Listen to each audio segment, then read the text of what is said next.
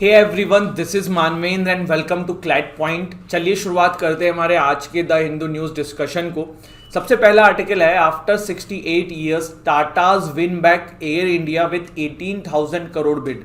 तो यहाँ पे देखिए टाटा जो है, टाटा ग्रुप जो है उसने एक्वायर कर लिया है एयर इंडिया को विथ 18,000 करोड़ की बिड।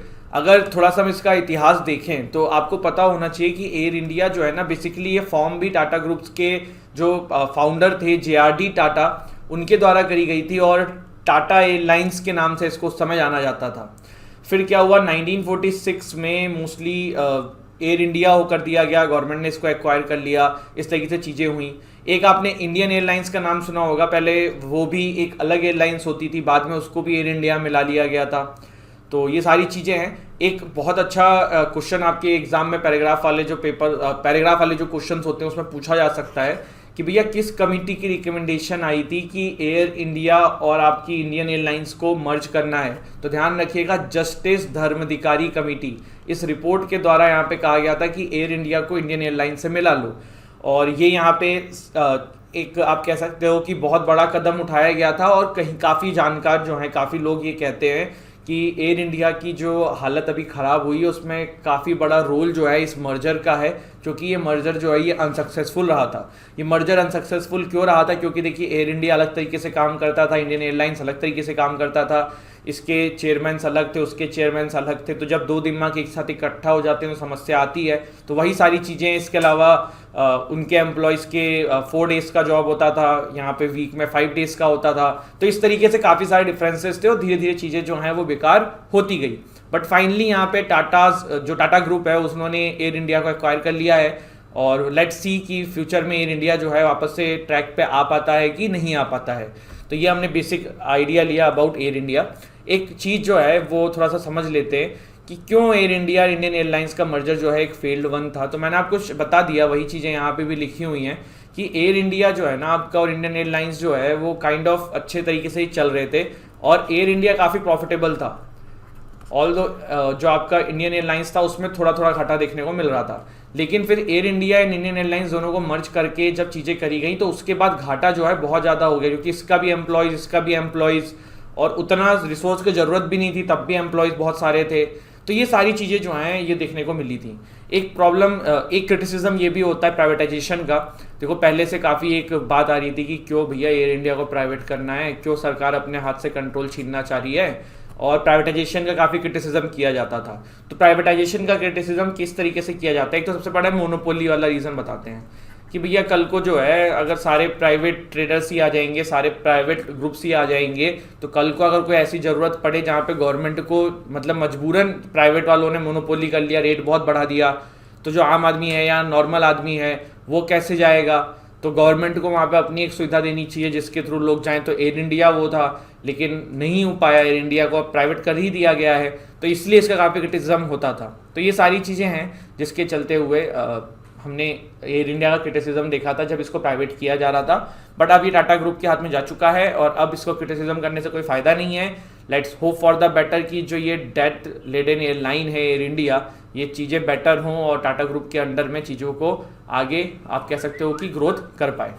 इसके बाद देखिए आप आगे बढ़ें उससे पहले अगर आप लोग क्लैट PG, क्लैट UG या PU लॉग जो है 5 ईयर्स का, इनकी तैयारी कर रहे हैं और बहुत सारे कोर्सेज हमारे ऐप पे हैं जिसकी लिंक डिस्क्रिप्शन में डली हुई है।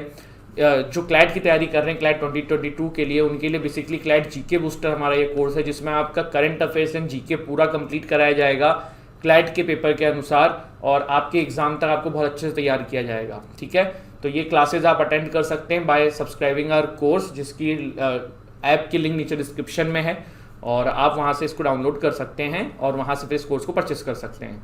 आप क्लैट LLM का कोर्स भी ले सकते हैं और अगर आप PU लॉ की तैयारी कर रहे हैं तो उसका एक डिफरेंट कोर्स है, आप उसको भी यहाँ पे कंप्लीट कर सकते हैं। इसके बाद देखिए आगे बढ़ते हैं, India China patrols face off in Tawang. तो थोड़ा सा इसको देख लो। देखो ये आपका रीजन क्या है, ये आपका तवांग रीजन है अरुणाचल प्रदेश में। एक चीज़ देखना, एक तो ये वाला बॉर्डर डिस्प्यूट रहता है इंडिया चाइना का, है ना, ये जो आप इधर देख रहे हैं एक्साई चीन और ये वाला। दूसरा अरुणाचल प्रदेश में भी बॉर्डर डिस्प्यूट इंडिया चाइना का होता रहता है। तो अभी यहाँ पे देखने को मिला है इंडिया चाइना पेट्रोल्स जो हैं तवांग में एक दूसरे के सामने आ गए थे, और ये पिछले वीक की बात है और सामने अब आई है, तो जिसके चलते हुए अभी हमने इसको न्यूज़ में देखा। एक मेरा आप लोगों से पहले तो 2 क्वेश्चन है। पहला तो ये कि मंडे से हम ना द हिंदू को लाइव करेंगे।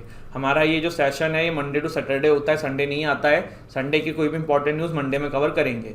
तो मंडे से हम द हिंदू को लाइव करेंगे, तो आप अपना टाइमिंग सजेस्ट करिए मॉर्निंग से लेके जो भी आपको सही लगता है कि भैया किस टाइम पे आप चाहते हैं कि द हिंदू जो है लाइव आए इस चैनल के ऊपर। दूसरा मेरा क्वेश्चन है कि what is the difference between LAC and LOC, क्या पता है? सोचो। ठीक है, सोच लिया, वेरी गुड। आप बोलोगे सर LOC जो है ये तो इंडिया पाकिस्तान के बीच में है, LAC जो है वो इंडिया चाइना के बीच में है, तो आपका जवाब गलत है। LOC जो है ना, देखो ये ऑफिशियली एक्सेप्टेड लाइन है बाय इंडिया एंड पाकिस्तान। दोनों मानते हैं कि भैया ठीक है हमारी LOC जो है वो यहाँ से गुजरती है, बट LAC जो है ना ये डिस्प्यूटेड है, ये वर्चुअल एक फिक्शनल लाइन है, क्योंकि चाइना के अनुसार LAC कुछ और है, भारत के अनुसार LAC कुछ और है, जिसके चलते हुए LAC में ज़्यादा प्रॉब्लम्स देखने को मिलती हैं रिगार्डिंग बॉर्डर्स, क्योंकि चाइना जो है वो कुछ और क्लेम करता है और हमारा मानना कुछ और है। इसके बाद देखिए supreme court flags consequence of growing digital divide. सबसे पहले तो देखो ये टर्म क्या है डिजिटल डिवाइड। देखो अभी क्या हुआ, कोविड आया। क्या है गाइस? कोविड आया। कोविड के बाद ना सारी क्लासेस जो हैं धीरे धीरे ऑनलाइन शिफ्ट होने लगी। अब ऑनलाइन शिफ्ट होने लगी तो समस्या क्या है? समस्या ये है कि भैया जिनके पास मोबाइल फ़ोन है, आईफोन है, टैबलेट है, आईपैड है, लैपटॉप है, मैकबुक है, वो लोग तो ऑनलाइन क्लासेस अच्छे से कर रहे हैं। लेकिन जिनके पास ये चीज़ें नहीं हैं, जो गवर्नमेंट स्कूल में पढ़ते थे, जो प्राइमरी स्कूल में पढ़ते थे, और उनकी भी ऑनलाइन क्लासेस चलाई जा रही हैं, फिर उनकी ऑनलाइन क्लासेस नहीं चलाई जा रही हैं, तो उनको किसी भी तरीके से पढ़ाने की कोशिश करी जा रही है, तो कहीं ना कहीं उन सब चीज़ों में ऑनलाइन की ही ज़रूरत है, इंटरनेट की ही ज़रूरत है, मोबाइल फ़ोन की ज़रूरत है, स्मार्ट प्लेयर्स की ज़रूरत है, कंप्यूटर की ज़रूरत है, लेकिन वो उनके पास नहीं है, जिसके चलते हुए जो ये क्लासेस चल रही हैं इससे जो अमीर है, जो अच्छा है, जो रिच फैमिली से बिलोंग करता है, जो ठीक ठाक अफोर्ड कर सकता है इन सामानों को, वो लोग तो पढ़ ले रहे हैं उन टॉपिक्स को, उन चैप्टर्स को, बट जो नहीं अफोर्ड कर सकते हैं वो नहीं पढ़ पा रहे हैं। तो जिससे क्या हो रहा है कि इनके और इनके एजुकेशन में डिफरेंस आ रहा है, और इसी को ही डिजिटल डिवाइड कहा जाता है। डिजिटल डिवाइड का बेसिकली मतलब ये कि जो डिजिटल चीज़ें हैं उसके वजह से डिवाइड क्रिएट हो रहा है सोसाइटी के अंदर। क्यों हो रहा है? क्योंकि भाई कोई लोग उसको अफोर्ड नहीं कर पाते हैं, कोई लोग उसको अफोर्ड कर रहे हैं। अभी इसी में दिल्ली गवर्नमेंट का एक मामला था कि दिल्ली गवर्नमेंट जो है हाई कोर्ट पहुंच गया था, उनको आदेश दे दिया गया था कि आप जो है अपने प्राइमरी स्कूल्स के बच्चों को मोबाइल फ़ोन प्रोवाइड कराइए। तो उसमें दिल्ली गवर्नमेंट जो है वो कह रहा है कि हमारे पास इतना रिसोर्स ही नहीं है जिससे कि हम सबको मोबाइल फ़ोन दिला पाएँ। इसके बाद देखिए जो राम रहीम हैं और इनके अलावा और लोग भी कन्विक्ट कर दिए गए हैं। इतना हमारे एग्जामिनेशन पॉइंट ऑफ व्यू से इतना इंपॉर्टेंट नहीं है ये, लेकिन ठीक है, देश दुनिया में क्या चल रहा है हमें पता होना चाहिए। इसके बाद special push for ethanol as a fuel से गडकरी। नितिन गडकरी साहब जो हैं उन्होंने ये कहा है कि एथेनॉल का एज ए फ्यूल यूज़ करने के लिए स्पेशल पुश दिया जा रहा है, मतलब काफ़ी कोशिश कर रही है सरकार। अगर आप देखें एथेनॉल क्या होता है तो ये ethanol is basically alcohol of 99% plus purity, जो कि use for blending with petrol, petrol के साथ मिक्स करके इसको यूज़ किया जा सकता है फॉर फ्यूल पर्पज़। और मेनली जो है ये molasses by product of sugar manufacture के थ्रू इसको किया जाता है, शुगर केन के थ्रू इसको क्रिएट किया जाता है। अब अगर बात करें तो थोड़ा सा और देख लेते हैं ना, तो the government has set target of 10% of ethanol per litre of petrol. Ethanol is blended through separate pumping and metering mechanism, और once blended ethanol can not be separated from petrol. ये कुछ इसकी कैरेक्टरिस्टिक्स आपके सामने लिखी हुई हैं। यहाँ पे क्या है, देखो यहाँ पे गवर्नमेंट जो है वो ये कह रही है कि एथेनॉल को यूज़ करेंगे हम पेट्रोल के साथ मिला के एज ए फ्यूल, और जैसे ही ये होगा इससे हम पेट्रोल जो बाहर से लेते हैं हमें वो इम्पोर्ट कम करना पड़ेगा। और सरकार ने एक टारगेट लिया है कि हम भाई फलाना समय तक इतना लोगों को इथेनॉल जो है इसका यूज़ देंगे। If I am not wrong 2025 यहाँ पे चुना गया था। With 100% use of 20% of blend bioethanol, we will be able to save around 30,000 crore on import of fossil fuel। पहले तो ये कहा है गडकरी साहब ने। फिर गडकरी साहब ने ये भी कहा है कि the government has launch the ethanol 20 program under which it aims to achieve 20% of ethanol blending in petrol by 2025। तो जैसा कि आपको पता है कि पेट्रोल में मिक्स करके इसको यूज़ किया जा रहा है, तो 2025 तक सरकार ने यहाँ पे टारगेट लिया है 20% एथेनॉल जो है हम मिक्स करेंगे पेट्रोल के अंदर, और उसको फिर लोगों के गाड़ियों में यूज़ किया जाएगा।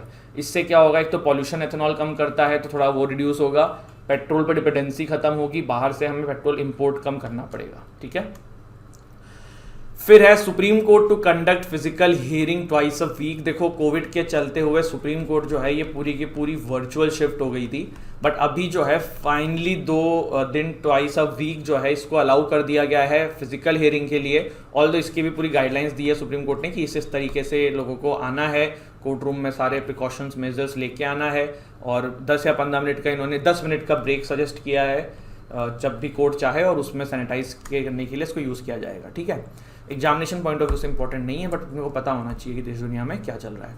इसके बाद है air quality panel aspects reduce stubble burning. ये स्टबल बर्निंग क्या होता है आपको पता है ना?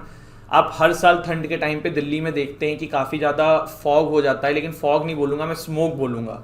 पॉल्यूशन की वजह से वहाँ पे धुंध नहीं होती, वो आंखों में चुभने वाली धुआं होता है जो लगता है कि कोहरा है, लेकिन वो ऐसा होता नहीं। ये सब क्यों होता है? स्टबल बर्निंग की वजह से, क्योंकि दिल्ली के आसपास काफ़ी ज़्यादा किसान जो हैं रहते हैं, हरियाणा, पंजाब और आपका मेरठ, ये पूरा जो रीजन है, तो काफ़ी ज़्यादा जो स्टबल बर्निंग वहाँ पे हर साल देखी जाती है। स्टबल बर्निंग होती क्या है बेसिकली? देखो सीधे से जो फसल के एक्सक्रेट होते हैं उसको किसान जो है जला देते हैं। अब किसान ऐसा क्यों करते हैं? क्योंकि सबसे पहली चीज़ का कोई अल्टरनेटिव नहीं होता है, और दूसरा होता है तुरंत जो है वेस्ट यहाँ पे जल के ख़त्म हो जाता है, तो ख़त्म हो जाती है जहाँ पे जमा रहता है। कुछ एडवांटेज भी हैं, तो वही सारे हैं। Kill weeds, resistance to herbicides, kill slugs and other pest, can reduce nitrogen tie up. But advantage तो ज़्यादा नहीं है, ज़्यादा डिसएडवांटेज ही हैं। और स्टबल बर्निंग का सबसे बड़ा जो इफेक्ट है वो पॉल्यूशन है। सॉइल की फर्टिलिटी को इम्पैक्ट करता है। जिस जगह पे आप इसको जलाते हो वो जगह जो है वो उपजाऊपन उसका ख़त्म हो जाता है, और पॉल्यूशन तो ये कर ही रहा है समाज में, वो तो एक बहुत बड़ा रीज़न है ही है। इसके अलावा देखो स्टबल बर्निंग का अब कहोगे आप सॉल्यूशन क्या है, तो पहले तो 2 सॉल्यूशन है। एक मशीन का नाम आप लोग मुझे कमेंट सेक्शन में बताएंगे, जो ये जो वेस्ट होते हैं, स्टबल जो होते हैं, इसको ख़त्म करने के लिए गवर्नमेंट ने लॉन्च करी थी और आती है। उस मशीन का यूज़ करके आपको जो ये वेस्ट है उसको आप ख़त्म कर सकते हो इंस्टेड ऑफ इसको जलाना, तो वो आप मुझे बताएंगे। दूसरा है छत्तीसगढ़ मॉडल। छत्तीसगढ़ में देखो सरकार ने गौथन्स बनाए। गौथन्स क्या है? सरकार ने छत्तीसगढ़ के अंदर जो है 5 एकड़ प्लॉट जो है हर विलेज में अलोकेट कर दिया है, और इस 5 एकड़ प्लॉट पे कहा है कि सभी किसान अपने अपने वेस्ट ला के डाल दें। फिर इसको काऊ डंग एंड इन सब के साथ मिलके कुछ नेचुरल एंजाइम्स के साथ यूज़ करके इसको एज ए आप कह सकते हो फर्टिलाइज़र की तरह क्रिएट किया जाता है, और जो बाद में खेती में काफ़ी मददगारी साबित होता है। और इस तरीके की चीज़ें जो हैं वो और स्टेट में भी करी जा सकती हैं। अगर छत्तीसगढ़ की बात करें तो वहाँ पे करीबन 2000 गौथन्स हैं, और जो ट्रांसपोर्टेशन होता है, जो जैसे जो स्टबल को लाने का ट्रांसपोर्टेशन होता है, इसमें सरकार मदद भी करती है। तो ये एक बहुत अच्छा मॉडल है छत्तीसगढ़ का, जो और स्टेट्स भी फॉलो कर सकते हैं। और उस मशीन का नाम आप लोग मुझे कमेंट सेक्शन में बताएंगे जो आती है, जिसके थ्रू स्टबल को नाश किया जाता है इंस्टेड ऑफ उसको जलाना। तो ये भी एक सॉल्यूशन वो भी है। ठीक है, इसके बाद journalist from Philippines Russia win peace Nobel. तो journalist Maria Ressa of the Philippines and Dmitry Murtov of Russia won 2021 Nobel Peace Prize on Friday for their fight for freedom of expression in countries where reporters have faced persistent attacks, harassment and even murder.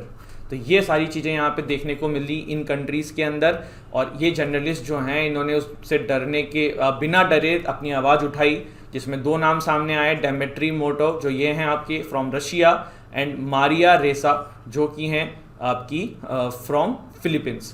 तो ये दोनों को यहाँ पे Nobel peace prize जो है वो दिया गया है। ठीक है, मैंने आपको बताया था नोबेल पीस प्राइज़ जो है ये कौन सा इंस्टीट्यूट देता है, बताओ कमेंट सेक्शन में, है ना। फिर क्या है, म्यांमार्स मिलिट्रीज एक्शंस अलार्म यूएन। देखो म्यांमार में क्या चल रहा है, मिलिट्री कूप चल रहा है। क्या चल रहा है? मिलिट्री कूप। म्यांमार को देखो आज़ादी मिली थी 1948 में, और 1952 तक वहाँ पे सिविल वॉर चला। क्यों चला सिविल वॉर गाइस? म्यांमार में देखो काफ़ी सारे एथनिक ग्रुप हैं। एथनिक ग्रुप मतलब जैसे कि अफगानिस्तान में डिफरेंट ट्राइब्स होती, उसी तरीके से म्यांमार में बहुत सारे एथनिक ग्रुप हैं। तो हर एथनिक ग्रुप चाहता था कि वो ऑटोनॉमस तरीके से अपने आप को रेगुलेट करे, जिसके चलते हुए लोगों ने सिविल वॉर शुरू कर दिया। जब भी किसी कंट्री में सिविल वॉर होती है उसकी सबसे ज़्यादा एडवांटेज वहाँ की मिलिट्री उठा सकती है, और म्यांमार में ऐसा ही हुआ। उनकी मिलिट्री ने 1952 में सत्ता पलट कर दी और देश का शासन अपने कंट्रोल में ले लिया। 1952 से ये चीज़ जो है 2007 के आसपास तक चलती रही। 1952 के बाद जब मिलिट्री वहाँ पे कंट्रोल में आ गई तो भारत ने भी 1990 तक 1990 के दशक तक म्यांमार से कोई भी रिलेशन नहीं रखे। हमने कहा कि भैया हम मिलिट्री वालों को सपोर्ट नहीं करेंगे, लेकिन बाद में हमें ये अपनी गलती का एहसास हुआ, क्योंकि जो हमारा नॉर्थ ईस्ट एरिया है ना, यहाँ पे जब मिलिटेंट्स जो हैं इंसर्जेंसीज करते हैं और फिर वो भाग के म्यांमार बॉर्डर चले जाते हैं, वहाँ पे हमारी मदद जो है वो आपके म्यांमार की मिलिट्री ही करती है। और ये चीज़ हमें 1990 में समझ में आई कि हमें नॉर्थ ईस्ट में स्टेबिलिटी मेंटेन करने के लिए म्यांमार की आर्मी से दोस्ती रखनी होगी। इसीलिए भारत अभी भी कुछ ज़्यादा कहता नहीं है म्यांमार की क्राइसिस को लेके, क्योंकि हमें वहाँ की मिलिट्री काफ़ी मदद करती है जब हमारे नॉर्थ ईस्ट में प्रॉब्लम होती है। फिर देखो क्या हुआ, एक सू की करके वहाँ की एक पॉलिटिशियन थी, इन्होंने 1990 के बाद से काफ़ी आवाज़ उठाई फॉर इस्टेब्लिशिंग ऑफ डेमोक्रेसी और पूरे वर्ल्ड का ही प्रेशर हुआ। और 2007 में वहाँ की मिलिट्री ने फाइनली जो है अपना कॉन्स्टिट्यूशन अडॉप्ट किया, 2007 या 8 एक बार कंफर्म कर लेना। तो वहाँ की मिलिट्री ने म्यांमार का कॉन्स्टिट्यूशन अडॉप्ट किया, बट इन्होंने उसमें भी एक दिमाग ये लगाया कि इस कॉन्स्टिट्यूशन के अंदर इन्होंने बहुत सारी सीट जो हैं रिजर्व करा दी। किसके लिए? आर्मी के लिए। और दूसरी चीज़ मतलब रिजर्व कैसे कि पार्लियामेंट के अंदर जो सीट्स होंगी, आई थिंक जो मुझे याद आ रहा है 25% से 45% कुछ इस तरीके से किया था कि वो आर्मी के लिए रिजर्व रहेगी। और एक और इन्होंने क्या गेम खेला, जो सू की थी ना, ये काफ़ी पॉपुलर थी वहाँ पे, पर इनके जो हस्बैंड थे वो फॉरेनर्स थे। तो इन्होंने कॉन्स्टिट्यूशन में एक क्लॉज डाल दिया कि भैया कोई भी ऐसा इंसान जिसका स्पाउस जो है फॉरेनर है, he can not head our government. तो इसीलिए सू की जो है वहाँ की इलेक्शन की जो भी वहाँ पे जो मतलब इलेक्शंस होते थे, तो उसमें काइंड ऑफ आप कह सकते हो कि सू की को हटाने की कोशिश करी गई। अब क्या हुआ, अब ये हुआ कि भैया 2007 के बाद इलेक्शंस हुए और सू की पार्टी जीत भी जाती है, लेकिन सू की जो है वो खुद प्रेसिडेंट नहीं बन पाती हैं, और जिसके चलते हुए फिर देखने को ये मिलता है, प्रेसिडेंट नहीं प्राइम मिनिस्टर, तो फिर वो अपने एक नुमाइंदे को अपने जगह पे सरकार चला देती है, लेकिन कंट्रोल इन्हीं के हाथ में रहता है। फिर 2020 में इलेक्शन होते हैं, वहाँ भी सू की पार्टी जीत जाती है अच्छे खासे वोट से। अब क्या होता है, म्यांमार की जो आर्मी है उसको डर लगता है कि सू की जो है कॉन्स्टिट्यूशन में अमेंडमेंट ला सकती हैं और ये जो आर्मी ने अपने रिजर्वेशन कर रखा है पार्लियामेंट में ख़त्म कर सकती हैं, जिसके चलते हुए आर्मी जो है वो मिलिट्री कूप कर देती है और उसके बाद से वहाँ पे जो है मिलिट्री का शासन है, और यही सारी टेंशन जो है वो देखने को मिल रही है। तो this is it guys, this is हमारा आज का सेशन। मैं फिर से बोलूँगा, अगर आप क्लैट यूजी की तैयारी कर रहे हैं तो हमारा क्लैट जीके बूस्टर कोर्स चल रहा है, आप इसमें अपने आप को इनरोल कर सकते हैं। आप अगर क्लैट एलएलएम की तैयारी कर रहे हैं तो हमारा क्लैट पीजी का कोर्स चल रहा है, आप उसमें अपने आप को इनरोल कर सकते हैं। बहुत सारे लोग पंजाब यूनिवर्सिटी का बीएलएलबी की तैयारी करते हैं, तो उनके लिए पूरा कोर्स जो है वो आपका हमारे लिए चल रहा है, तो आप इन सब में अपने आप को इनरोल कर सकते हैं। डिस्क्रिप्शन से हमारी ऐप डाउनलोड करिए, या फिर अगर आप वेबसाइट पे, अगर आप डेस्कटॉप से सर्च कर रहे हैं तो www.clatpoint.com पे आप इसको पढ़ सकते हैं। इस सेशन की पीडीएफ के लिए आपको हमारे टेलीग्राम चैनल से जुड़ जाना है। एक बार जल्दी से रिवाइज कर लेते हैं। हमने देखा कि किस तरीके से एयर इंडिया का कंट्रोल जो है टाटा ग्रुप के पास जा चुका है। फिर हमने देखा India China petrol face off in Taiwan की मैंने आपको लोकेशन बता दी है। फिर हमने consequence of growing digital divide देखा, डिजिटल डिवाइड क्या होता है। फिर हमने देखा एथेनॉल के बारे में, एथेनॉल का एज ए फ्यूल यूज़ करने की बात करी जा रही है। सुप्रीम कोर्ट ने कहा है कि फिजिकल हेयरिंग जो है वो ट्वाइस अ वीक करेंगे। फिर हमने स्टबल बर्निंग के बारे में देखा, इसके कुछ कॉजेज देखे, एडवांटेज देखे। हमने एक आपका गौथन्स के बारे में पढ़ा, अगर आपसे एग्जाम में पूछ लें गौथन्स कहाँ के हैं क्या हैं तो आपको पता होना चाहिए। फिर हमने जर्नलिस्ट फ्रॉम फिलीपींस जो हैं उनको रशिया को नोबेल पीस प्राइज़ मिल गया है, तो हमने वो पढ़ा। फिर हमने म्यांमार का जो क्राइसिस है पूरा समझा। तो this is it guys, this is हमारा आज का सेशन। एंड कोई भी डाउट हो, कोई भी समस्या हो, आप मेरे से कमेंट सेक्शन में ज़रूर पूछिएगा, और जो भी मैं आपसे क्वेश्चंस पूछता हूँ उसके जवाब भी कमेंट सेक्शन में दिया करिए। वीडियो अच्छी लगे तो लाइक करिए, शेयर करिए, चैनल को सब्सक्राइब करिए और पढ़ाई करते रहिए। Thank you so much. जय हिंद, जय भारत।